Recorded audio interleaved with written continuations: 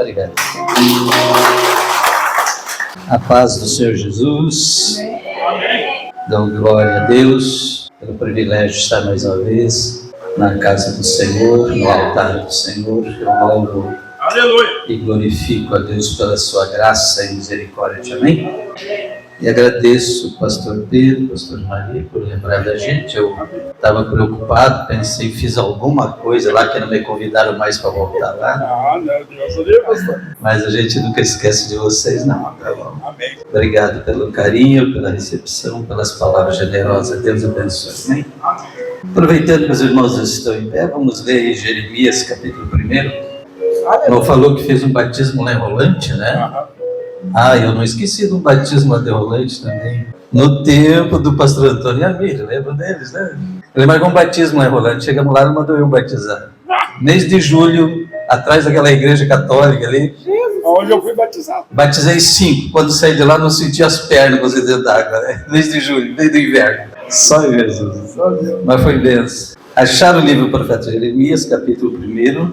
Vamos ler ali a partir do verso 4.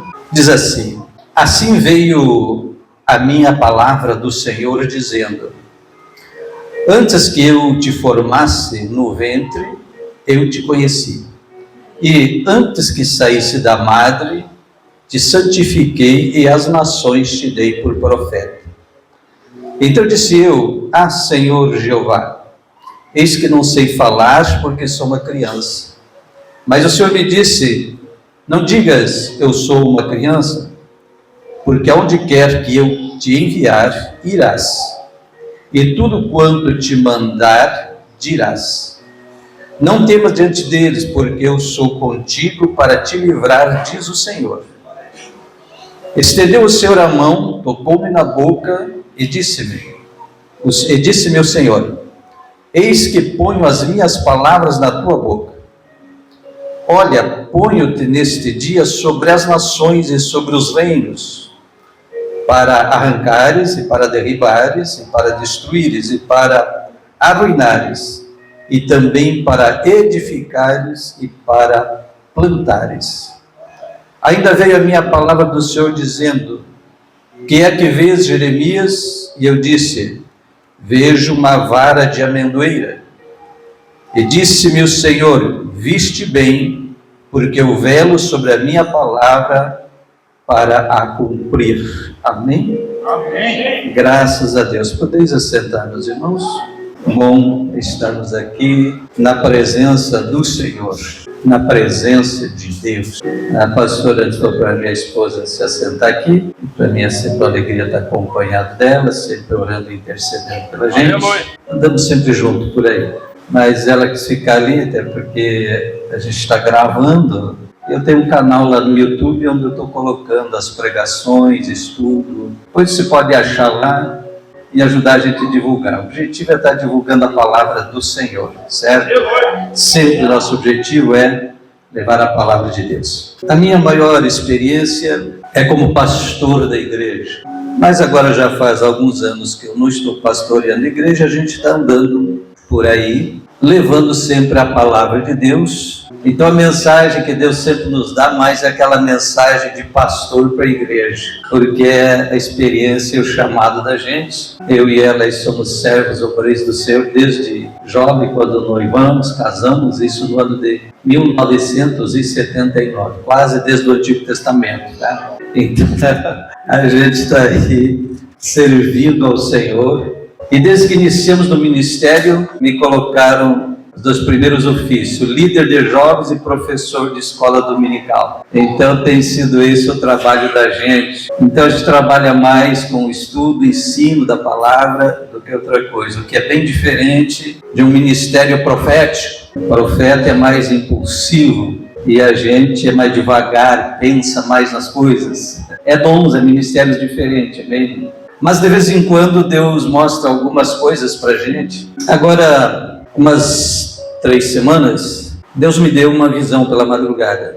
Eu falo essas coisas que eu disse assim, porque a gente que trabalha mais nessa área do estudo, do ensino, não é muito frequente ter algum tipo de visão ou revelações do Senhor. Deus nos dá muita visão, muita revelação na palavra em si. E eu despertei pela manhã de contar uma parte daquela visão pela madrugada, num sonho, que eu acho que é muito importante. Eu estava num determinado lugar com um grupo de pastores e fomos caminhando por uma estrada em direção a uma pequena cidade, e nós íamos para uma igreja naquela cidade. E do alto daquela estrada que nós estávamos descendo, enxergando a cidade mais abaixo, eu enxergava do telhado da igreja que subia uma torre, mas era uma torre de luz, não era material físico, era luz. Aquela torre em tons de azuis muito bonito, como se tivesse pedrinhas preciosas pelo meio de várias cores, muito lindo, muito lindo. E eu olhando para aquela visão, assombrado, e as pessoas, os demais pastores que estavam caminhando em direção aqui, falando sobre construção de igreja, templo. E no meio da conversa eu disse para eles: vocês estão vendo aquilo que eu estou vendo? E eles, tá, e eles conversaram e não deram atenção e não deram a mínima para aquilo. Eu estou indo ao ponto final, tem outros detalhes antes, que é outras coisas que eu não quero falar nessa hora. Mas aquele foco eu quero falar. Aí eu estou vendo aquilo, e quando pergunto para eles: vocês estão vendo aquilo que eu estou vendo? E eles desconversaram como se nada fosse interessante. E eu atônito, continuamos a caminhada, e eu fixo olhando aquela visão. E num determinado momento apareceu no meio daquela torre de luz uma rosa, o caulezinho todo, e aquela rosa grande, e daí aquilo preteou, escureceu, aquela rosa ficou preta. Aquela torre que era tons azuis ficou toda escura, em tons de cinza, de preto. E eu levei aquele susto e veio aquela palavra de luto. E na minha pergunta eu disse: Senhor, o que é isso? E a resposta ao meu coração na hora foi: perseguição para a igreja.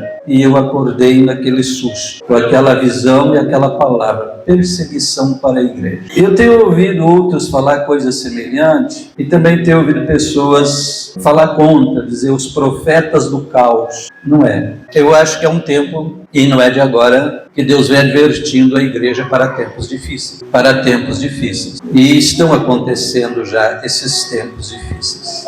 Nós lemos aqui uma palavra. O pastor me disse que hoje era um culto também de consagrações, um domingo especial aí, né? Com foco também para obreiros. Então vocês já viram que eu li uma palavra sobre uma chamada, tá certo? Existem chamada geral para a igreja, que está em Atos capítulo 1, verso 8. Recebereis a virtude do Espírito que há de vir sobre vós, e sereis minhas testemunhas em Jerusalém, Samaria, Judéia, toda a Judéia, Samaria, até os confins da terra. Esse chamado é coletivo, é para a igreja toda. Amém?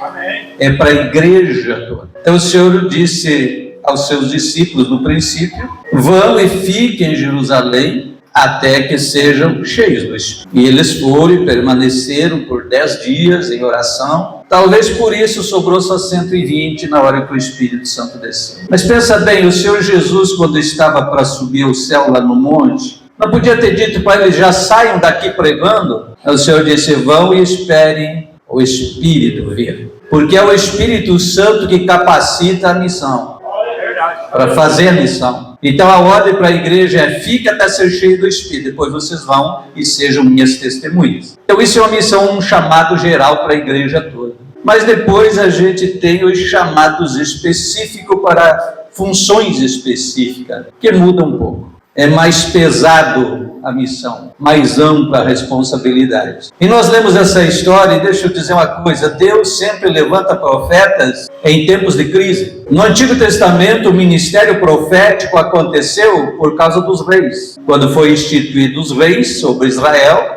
o que não era um propósito de Deus no momento, mas eles pediram um rei, Deus permitiu e deram Saul. Então, quando o rei se desviava dos caminhos do Senhor, ou até o sacerdote, Deus levantava o profeta com a mensagem. Então o profeta é para tempo de crise. E esses profetas nunca eram simpáticos ao povo, porque o povo não gosta de ser corrigido ou repreendido. E a mensagem do profeta sempre tem a missão de confrontar o modo de vida e chamar as pessoas de volta ao compromisso, à responsabilidade, à fidelidade. Então, quando se levanta com uma mensagem desse tipo, você se torna antipático para muita gente e até perseguido. E como ultimamente a igreja tem negociado muito com o mundo e se tornado muito semelhante ao mundo, Deus está permitindo luta e opressão para cima da igreja. para limpar, para purificar, para cumprir a palavra do profeta. E outra vez vereis a diferença entre o justo e o ímpio, entre o que serve e o que não serve. Então está chegando esse tempo. Então o profeta sempre tem essa missão de confrontar e nunca agradar ou bajular. Então ser profeta, ser pregador da palavra é uma grande responsabilidade. É falar em nome de Deus. Aleluia. Já pensou nesse peso? Então, já disse Jesus, para quem mais é dado, mais será exigido. Então o peso da responsabilidade é muito grande. Então o profeta sempre tem uma mensagem de confronto. Lá em 1 Crônicas, capítulo 17, tem a história do rei Davi. Quando Davi falou com o profeta Natã e disse assim: eu quero construir um templo, uma casa para o meu Deus. O profeta Natã, amigo do rei, não pensou. Pegou e disse: faz, constrói, faz conforme está no teu coração, porque o Senhor é contigo. Natã era um profeta de Deus, mas vacilou. Foi para casa, disse que na mesma noite Deus falou com o profeta: eu não te mandei falar isso. Volta lá e diz para o rei Davi que ele não vai me construir templo, coisa nenhuma. O profeta teve que voltar lá e desfazer o que tinha dito. Teve que voltar lá e dizer: Davi, Deus mandou te dizer que não é você que vai construir, mas é teu filho depois de ti que ele vai levantar. Então ele teve que voltar lá. Então o profeta não veio para agradar, ele veio para confrontar. Então, não se engane com palavras bonitas, mas ouça o Espírito de Deus. A palavra de Deus diz também que o Senhor corrige aquele a quem ele toma por filho. E diz mais: se o Senhor não corrigir, então você não é filho, é bastardo. Então quando te sente corrigido, te sinta amado, te sinta filho, porque tem um pai que se preocupa contigo. Glória a Deus. Lá ainda em Crônicas, Davi mais tarde chama seu filho Salomão e diz para ele, Davi já estava no fim da linha, como diz, se despedindo, dando as últimas recomendações, e ele diz: olha, meu filho Salomão, eu intentei construir um templo, mas o Senhor não permitiu, porque o Senhor disse que havia muito sangue na minha mão. Ele era homem guerreiro, homem de guerra, mas deixou tudo preparado para Salomão, material, oferta e tudo para construção. Então assim é o agir de Deus. Nos tempos do profeta Jeremias, que lemos aqui, a nação, quando a gente fala da nação de Israel, nós precisamos entender o seguinte: Israel foi uma nação só durante os 3 primeiros reis, Saul, Davi e Salomão. Depois de Salomão, o reino se dividiu, ficou 2 nações: Israel no norte, capital Samaria; Judá, o reino do sul, capital Jerusalém. E Judá era só 2 tribos, Judá e Benjamim, ficaram no sul. Na palavra que lemos, o reino do norte já não existia. 100 e tantos anos antes, quase 200 anos, a Síria tinha dominado, escravizado e acabado com o reino do norte, o Israel. Restava o Judá. Então a profecia de Jeremias era nessa questão, dizendo para Judá: se convertam, se arrependam, para que não aconteça o mesmo que já aconteceu com o norte. Babilônia vai vir, Nabucodonosor vai vir, vocês vão ser escravos por 70 anos, se não se converter e se não se arrepender. Então veja bem que Deus adverte e avisa antes. E eu que já tenho mais de 44 anos de ministério, mesmo, já vi muita coisa. E eu vi muita profecia lá na década de 80, de 90, falando dos dias de hoje. Não é saudosismo, mas eu digo para os jovens de hoje: a vida que vocês vivem hoje na igreja e na sociedade não é normal. Mas a gente nasce com aquilo, parece que a vida foi sempre assim, não. Não é saudosismo de velho, não. Tá? Mas era um tempo que a igreja orava. As vigílias eram de oração. Era horas de joelho dobrado e clamor. E Deus revelava, profetizava coisas, dava visão e fazia milagres. Hoje a gente vai em vigília só cantar, orar quase nada. Alguma coisa contra o louvor? De maneira nenhuma. A música, o louvor sempre fez parte do culto a Deus. Só que isso não é tudo, isso é só uma parte. Então a gente ouviu muita coisa e viveu muita coisa. E muitas experiências. Então veja bem, nos tempos desse profeta, o pecado, a apostasia era tão grande, eles se voltaram tanto à idolatria, a ídolos pagãos, que até reis de Israel sacrificaram seus filhos, crianças, a ídolos pagãos. No próprio capítulo 7 aí de Jeremias, no verso 31, você vai encontrar, quando ele diz: que os judeus sacrificaram seus próprios filhos a ídolos pagãos. Tamanho era o desvio do povo na época, voltado à idolatria. Então Jeremias profetiza o juízo de Deus, e toma por exemplo o que já havia acontecido com o norte, e alertava o povo que o juízo de Deus ia vir, que eles iam ser escravizados pela Babilônia. Mas Jeremias era sozinho na profecia, tinha vários outros falsos profetas que profetizavam, e dizia: não é assim, não vai acontecer. E os que profetizavam a mentira eram muito mais, e Jeremias era sozinho profetizando a verdade. Então tem momentos, irmãos, que a gente começa a se sentir assim, parece que está sozinho na luta, diante de tanta mentira que a gente ouve aí hoje, pessoas usando a Bíblia de maneira errada, distorcida, e até se dizendo que hoje tem tantos títulos, né? Pastor, já ninguém mais quer o título de pastor, já banalizaram tanto esse título, esse nome. Hoje é bispo, é apóstolo, é profeta, é patriarca, até patriarca. E eles querem criar com títulos e nomes alguma coisa a mais. E tem de tudo hoje, mas não pode ser ingênuo. Jesus disse que haveria, exortando Israel na época que Jesus andou na terra, ele disse que havia ali doutrinas de homens. E Paulo, que escreveu a Timóteo, disse que havia doutrinas de demônios. Então a gente não pode ser ingênuo. Se as advertências de Paulo, de Pedro, de João, nas suas cartas, que disseram que o espírito do anticristo está agindo na terra, como nós não vamos identificar quais os segmentos na sociedade, na política, no meio das igrejas? A igreja de Cristo é uma só, não importa a placa, mas são muitos ministérios, denominações, né? Se a gente não identificar onde cada espírito está agindo, na igreja salva e fiel em Cristo, age o Espírito Santo de Deus que desceu no dia do Pentecostes e não foi tirado e não será retirado da igreja até o dia de Cristo voltar. Mas os do inimigo agem segundo o espírito das trevas, e esse conflito só vai acabar quando Jesus vier. Então em todo o tempo sempre houve esse conflito. Então Jeremias se depara nesse grande conflito. Era um homem que amava o povo, amava a sua nação, Judá, orava por eles, intercedia por eles, chorava por eles, mas eles não o aceitaram. Esse é o trabalho da nossa missão hoje: sermos intercessores, pessoa que sente as dores do povo, que ora e chora, ainda que eles nos rejeitem. Esse é o exemplo de Jeremias. Então o que ele profetizou aconteceu. Eles foram dominados, escravizados e levados para a Babilônia. Aquela história de Daniel, Sadraque, Mesaque, Abednego, até depois passou o reino da Babilônia, veio os persas, aquela história da Esther, foi também lá na época do cativeiro, no fim, depois. Então lá entre os cativos, Deus levantou outro profeta, o Ezequiel. Então Jeremias profetizou antes, alertando, advertindo, mas não adiantou, eles não obedeceram, foram tudo escravos. Na Babilônia, na escravidão, Deus levanta Ezequiel. Ezequiel era de família de sacerdote, ele era para ser sacerdote, mas já não tinha mais Jerusalém, já não tinha mais tempo, foi tudo destruído. Aí aquele que era para ser sacerdote, Deus levanta como profeta, onde? Lá na Babilônia, no meio dos cativos. E qual era a missão dele? Lembrar o povo lá, dizendo: olha, vocês estão aqui por causa do pecado dos vossos pais lá no passado. Deus os entregou na mão da Nabucodonosor, imperador, rei da Babilônia,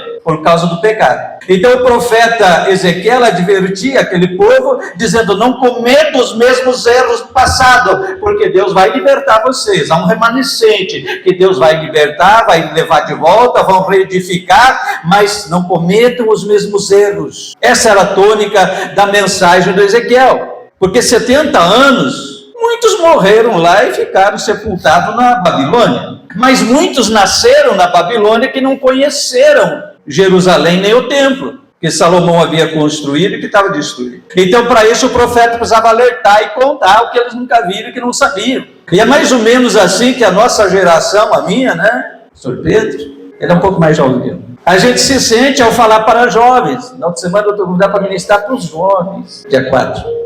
E eu digo: que honra a gente ministrar para jovens, gente na minha idade, que normalmente eles querem ainda mais jovem, né? Então o que a gente sente nisto? Falar isso que eu acabei de dizer para vocês que nasceram nesta geração, que parece que tudo é normal, e não é normal. O pecado tem dominado a maneira que nem a palavra de Deus diz: o pecado tão de perto nos rodeia, e vai influenciando Às vezes parece que está invertido, por exemplo, Mateus, ao encerrar o Evangelho, nos últimos versículos, lá, capítulo 28, verso 19 em diante, o Senhor decide por todo o mundo, fazer discípulos de todas as nações e ensine-os a guardar tudo o que eu vos tenho mandado. E há pouco tempo, numa reunião de ministério nosso, eu disse, bom, parece que agora está o contrário. Parece que não é mais nós que estamos discipulando o mundo, é o mundo que está discipulando a igreja. Pela influência tão grande da coisa que está entrando e todo mundo achando, é normal, não tem nada a ver. Não. Então essa era a luta do Jeremias. No que lemos aqui, entrando no assunto agora do chamado, veja bem, ele começa no verso 4 que lemos, ele disse, assim veio a mim a palavra do Senhor. Antes que te formasse no ventre, eu te conheci. E antes que saísse da madre, eu te santifiquei, ou seja, te separei. O significado de santificação é isso, separado. Por isso a igreja, a palavra igreja, que vem lá do grego, significa chamados para fora. Entende isso? Chamado para fora do mundo, separado das coisas do mundo. Isso é santidade.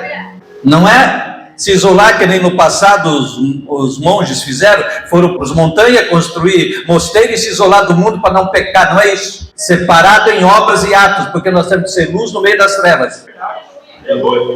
Então, ele diz para o profeta, eu te santifiquei e as nações te dei por profeta.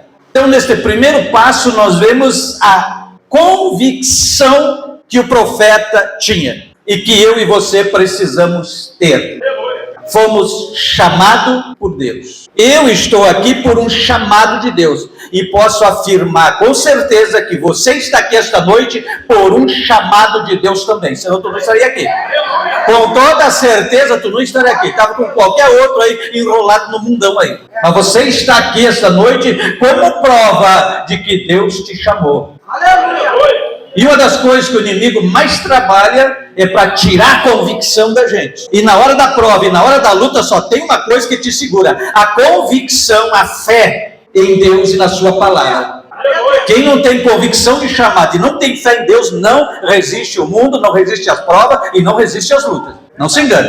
Somos pentecostais, amamos as coisas lindas do Pentecoste, amamos os louvores empolgantes, que mexem com as nossas emoções, mas na hora da luta e da prova e do difícil, o que vai te segurar é a palavra de Deus, o alicerce, a fé nisso aqui. Foi o que Jesus disse. Diz ele, eu vou comparar aquele que ouve as minhas palavras com o construtor. Aquele que ouve e põe em prática, eu comparo um construtor sábio, que está edificando na rocha. Aquele que ouve a minha palavra e não pratica, eu vou comparar com um insensato que edifica sobre a areia, e diz ele, a tempestade vai vir sobre as duas casas. Presta atenção nisso. Ia vir sobre as duas. Mas aquela que está na rocha vai resistir firme. Palavra de Cristo. Mas aquela que edificou em qualquer alicerce aí, que não é Cristo nem sua palavra, é como quem constrói na areia sem alicerce. Ele vai bater o vento e a enxurrada vai levar a terra, a areia e vai ser grande o estrago dessa casa. Então o primeiro passo do profeta aqui é a convicção. Ele veio a mim a palavra do Senhor e ele me disse, antes que te gerasse no ventre eu te conheci, antes que saísse da madre eu te santifiquei, as nações te dei por profeta. Então ele tinha convicção do chamado. Aí ele olha para ele e diz, mas eu sou uma criança. Não era na idade. Ele está dizendo, eu não sei falar. Então ele se achava como uma criança, que não sabia falar em nome de Deus. O que falar? Aleluia. E aí então Deus disse para ele, não digas que tu é uma criança, que tu é um menino. Por quê? Aonde eu te enviar, tu irá. E o que eu te der para falar, tu vai falar. Aleluia. Aleluia. Então, servo de Deus e profeta de Deus não tem vontade própria. Ele é conduzido pelo Senhor. Um dia está aqui, outro dia está ali. Fala o que o Senhor manda falar. Não pode falar o que ele bem entende, nem falar para agradar, nem falar para tirar proveito. Que a Bíblia diz que nos últimos tempos haveriam homens amantes de si mesmos, fazendo do evangelho negócio, e pessoas com comichão nos ouvidos, amontoando para si mestre, que falam o que eles querem ouvir e não o que eles precisam ouvir. Tudo isso é a nossa guerra. Então o profeta tinha por obrigação ir aonde o Senhor mandasse e falar o que o Senhor mandasse. Nisso está um princípio de autoridade. O Senhor diz, você vai debaixo da minha autoridade, você vai onde eu te mandar e vai falar o que eu te der para falar. Então tu está indo em meu nome, com a minha palavra, a responsabilidade é minha e não sua. Está entendendo isso? Então esta era a palavra. Glória a Jesus. Um pouco adiante, no capítulo 3, o profeta também profetizando a Israel, a Judá, disse: dar-vos-ei pastores segundo o meu coração, os quais vos apacentarão com ciência ou com sabedoria e inteligência. Então veja bem, eu digo assim, ser obreiro. Cadê os obreiros da casa, obreiros e obreiras aqui da casa do Senhor? Onde é que estão aí? Quero ver quem é. Levanta a mão bem alto aí, mano. Não precisa se intimidar não. Você tem convicção, chamado. Sabia que você é um presente de Deus para a igreja? E igreja, você sabia que esses homens e mulheres são um presente de Deus para ti? Aleluia. Trate com honra, porque é um princípio bíblico. E respeito pela autoridade que está delegada sobre essas pessoas. É um princípio muito profundo, muito forte na palavra. Ele diz: dar-vos-ei pastores ou líderes, segundo o meu coração, disse Deus pelo profeta, e vos apacentarão com ciência e com inteligência. Isso é capacidade que Deus dá para líderes na sua obra e na igreja. Então Deus dá a inteligência e dá a ciência do céu, a sabedoria do céu para liderar e fazer a obra. Então não murmure. E quando te corrigirem, aceite, igreja, que Deus corrige o filho e a filha. E corrija quem? Através de quem Ele escolheu e deu autoridade para isso. E Ele diz: onde eu te mandar, tu vai, e o que eu te der para falar, tu vai falar. Seja simpático ou não ao povo. E aí que é o lado espinhoso para a gente. Que muitas vezes a nossa pregação não é agradável. Porque confronta, porque mexe nas feridas. Mas para ser curada. Não, Deus não envergonha e não humilha ninguém. Não é esse o objetivo. Quando Deus mexe nas nossas feridas é para curar, para restaurar. Não é para envergonhar, humilhar ou botar para fora da igreja, de jeito nenhum. Não é isso. A visão de Deus sempre é restaurar. Agora é claro que a Bíblia adverte que tem pessoas que são irrecuperáveis, irreconciliáveis, porque não aceitam a palavra. No verso 8 do capítulo 1, diante desse desafio, o Senhor disse para Jeremias: não temas diante dele, porque eu sou contigo para te livrar, diz o Senhor. Ao falar de início, sobre a visão que tive, sobre a palavra de luta e perseguição para a igreja, e às vezes em algum lugar que a gente vai, e que Deus às vezes nos dá uma palavra, às vezes a gente tem um certo temor. E agora? Ainda que nós não estamos debaixo de perseguições tão terríveis como viveu a igreja nos primeiros séculos, ou como vive a igreja hoje em países ditadores comunistas islâmicos, onde você se declarar um cristão é se colocar no paredão mesmo para ser fuzilado ou para ser decapitado. Temos muito lugar, como se noticia isso. Mas temos muitos países por esse mundo afora que você não pode se declarar cristão, porque senão tu é preso e sentenciado à morte, sim. Vai para a Coreia do Norte para ver. Na China mesmo, hoje estou exaltando muito a China, é cumprimento de profecias. Mas a igreja na China é permitida, aquela igreja que é controlada pelo imperador lá. A igreja que é controlada por ele. A que não é controlada por ele é perseguida. Então, a gente precisa entender. Então, quando Jeremias, diante disso, o Senhor disse: não temas diante deles, porque eu estou contigo para te livrar, diz o Senhor.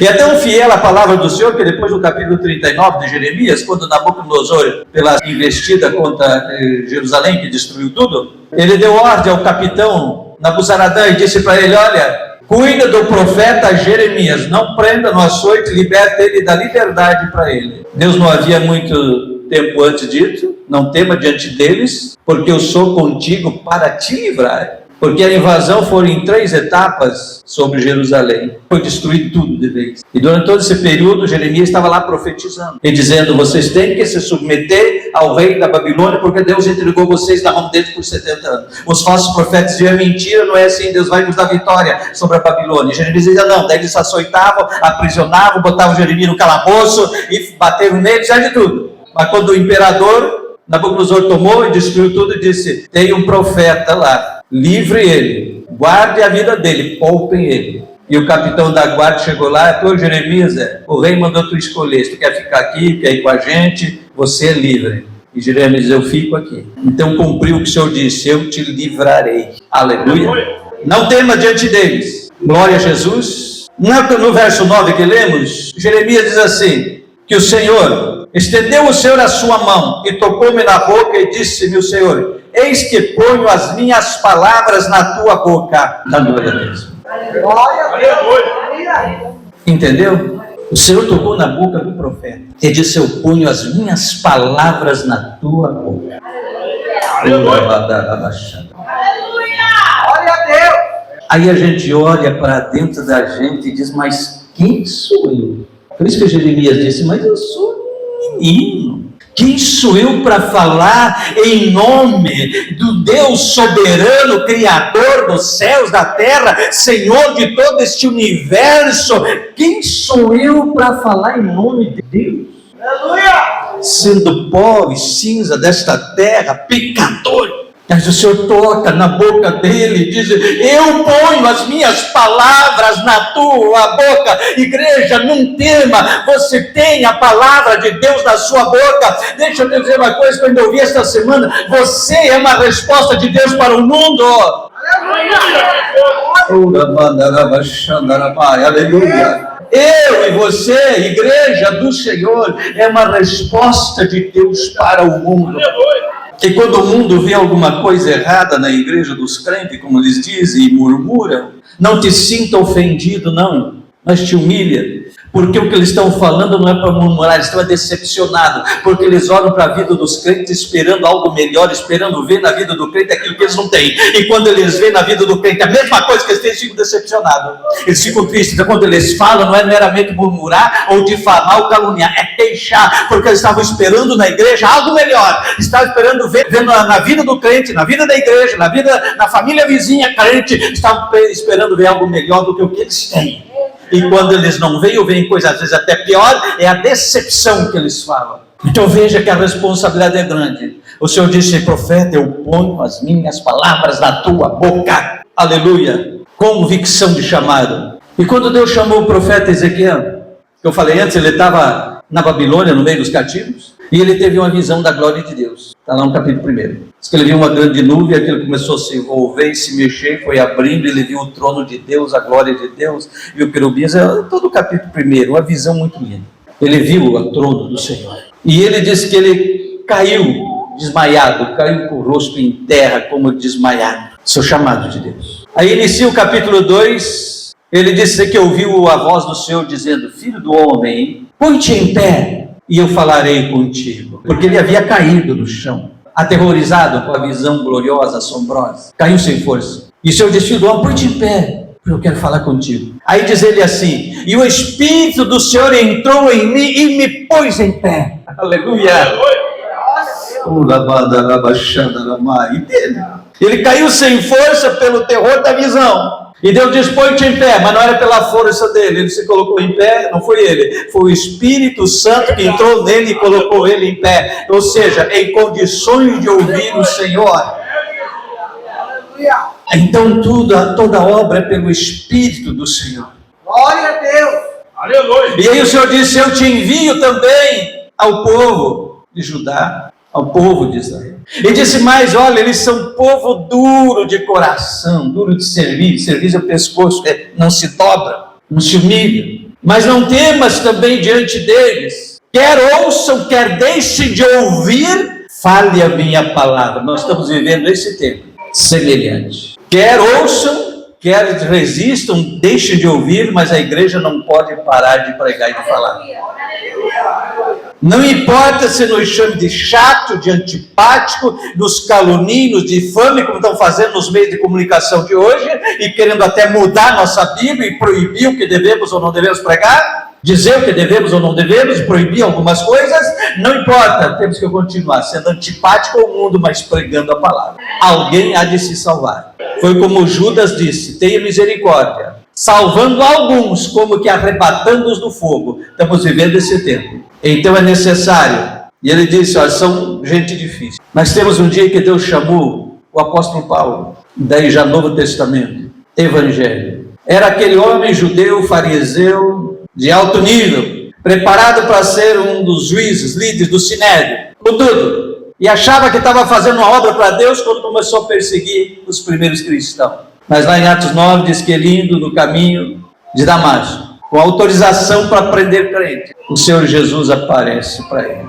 E ele cai também, desmaiado, fica cego 3 dias. O Senhor manda um homem chamado Ananias, diz: Ananias, vai lá na casa de Judas, vai lá, que lá está Saulo, está 3 dias jejuando e orando, e já falei com ele numa visão, e ele viu você entrando para orar por ele. Paulo já estava tendo até visão do Senhor. Mas lá no capítulo 26, verso 16 de Atos, Paulo sendo julgado perante o rei Agripa, ele dá mais detalhes. Ele disse, contando do dia da conversão dele, que o Senhor apareceu a ele e disse: eu te envio por missionário entre os gentios. E disse: por causa desta missão, deste chamado, eu vou te aparecer outras vezes. Então o Senhor apareceu a Paulo muitas outras vezes, não sabemos quando. Dali ele quis pregar, não deu certo, foi perseguição. Em Gálatas diz que ele foi para a região da Arábia, onde ele ficou uns 3 anos. Depois ele voltou, falou com Tiago, mas ele voltou para a cidade dele, Tarso, que era uma cidade distinta,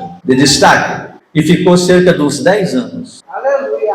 Depois, na igreja de Antioquia, aonde foram crentes que fundaram e não missionários, que eu falei antes de missão específica, chamado específico e chamado coletivo. A igreja de Antioquia não foi nenhum apóstolo que firmou, foi os crentes que saíram de Jerusalém por causa da perseguição, e para onde eles iam testemunhando de Jesus, e Jesus ia salvando. Então já tinha uma igreja, já tinha um grupo em Antioquia, quando mandaram para lá os servos do Senhor, os primeiros apóstolos. Foi para lá Barnabé. Barnabé, chegando lá e vendo a necessidade, lembrou de Paulo, e foi a Tarso e trouxe Paulo para ajudar ele. Ficaram 1 ano trabalhando em Antioquia, e daí foram para Jerusalém levar oferta para a igreja que estava em necessidade, levar mantimento, levar doações para ajudar a igreja que estava debaixo de perseguição e passando necessidade. E depois que voltaram, diz que havia profetas em Antioquia, estavam em oração, e Deus levantou o profeta e disse: me separem Paulo e Barnabé para a obra que eu tenho para eles. E aí que ele começou a obra missionária, mais ou menos uns 14 anos depois da conversão dele, porque ele precisou passar por um processo de reciclagem de toda a sua mente, todo o seu entendimento, que ele era doutor na lei, antiga aliança, mas ele precisava reinterpretar tudo conforme a nova aliança em Cristo Jesus, e passou a ser um dos maiores apóstolos, ensinador, que desvinculou a igreja do judaísmo nas suas doutrinas. Estude Gálatas, estude Colossenses, estude Hebreus, que eu não tenho certeza quem é o escritor, talvez seja Paulo, e você vai ver a luta que foi para desvincular. Então estou falando aqui de chamado. Há um chamado coletivo para a igreja, seja testemunha, onde você for, não perca a oportunidade, principalmente nesses momentos de crise, de dificuldade, que a coisa está se afundando, e as pessoas falando e se queixando. Você não se queixa, você é uma resposta de Deus para o mundo. Eles vão olhar e vão dizer: eu quero ter a vida que você tem, eu quero ter a esperança que você tem, eu quero ter a fé que você tem. E você fala de Jesus. Estão se queixando da situação, é cumprimento da palavra de Deus. Fale da Bíblia. Não se queixe, não lamure também. O salário está difícil, não se queixe. Fale para eles que é um Deus que está no controle. Aleluia. Você tem a resposta para o mundo. E aqueles que são chamados para ser obreiro, eu disse, os chamados específicos, como eu falei aqui, de Jeremias, de Ezequiel e de Paulo agora, para encerrar. São chamados específicos de um peso e de uma responsabilidade bem maior. Tem gente que olha para o altar e acha que o altar é uma vitrine para estar em exposição. Não. Aqui está um peso de responsabilidade bem maior. Bem maior. Então não é lugar de vaidades, de coração, de se achar. Não. É um lugar de responsabilidade maior. Falar em nome de Deus para o povo. Acho que o próprio Jeremias que disse. Aí do profeta que diz: assim diz o Senhor, quando o Senhor não falou. Então é necessário. Entenda que você está aqui por um chamado de Deus. Aleluia. Ninguém se converte, ninguém vem à igreja, ninguém vem a Cristo se não for por um chamado. E esta é a maior prova que Deus te ama. Digo isto agora por uma convicção que tem gente que está se sentindo mal amado nos últimos tempos, mal amada. Não. Pode ser que alguém aí fora, alguém da tua família, até zombe ou até te despreze por alguma coisa, não importa. Tudo que falei hoje aqui é para dizer o seguinte, tomando desde o exemplo de Jeremias, esses 3 exemplos que eu tomei. O próprio Paulo também testemunhou, dizendo que o Senhor havia separado também desde a infância, ou desde o ventre. Quando ele se converteu e teve essa convicção que tudo na vida dele fez parte de um propósito de Deus. Então tudo. Essa semana ainda estava testemunhando, dizendo assim: eu nunca pensei, eu quero ser um pastor, eu quero ser um pregador, eu quero ser um escritor de livros, essas coisas, já escrevi 3 livros, eu nunca pensei nisso. Eu tentei fazer carreira militar, me dei mal no exército, quase morri, tive que vir me curar em casa. Eu tive um estúdio fotográfico na época, lá em 76, 77, eu bem jovem ainda, tinha tudo no centro da cidade, caiu nas minhas mãos como de graça. Eu tinha tudo, clientela, tudo, e eu era bom no que eu fazia mesmo. Era um bom fotógrafo. Tinha tudo para ir bem e deu errado. Tive que ir para o exército não consegui fazer carreira, tive que voltar doente, me tratar em casa. Foi para cá, foi para lá, vim cair em Parobé, conheci a benção, casei e virando pastor. O que eu digo? Deus está no controle, não é o que você quer. Talvez está dizendo, mas está dando errado isso, está dando errado. Deus está te conduzindo a alguma coisa. Presta atenção e ore e busque o Senhor. Pergunte ao Senhor, qual é o seu propósito para a minha vida? Eu teria errado menos se na época eu tivesse tido algum entendimento, alguém me falado alguma coisa, eu teria quebrado menos a cabeça. Mas de tudo foi lições, até que eu caí no propósito de Deus. E eu sei que Deus está falando com alguém aqui. Ainda que alguém te despreze, Deus te ama. Ainda que alguma coisa está dando errado, é correção de Deus para te botar no caminho, no trilho certo. Amém? Recebe a palavra de Deus. Vamos colocar em pé.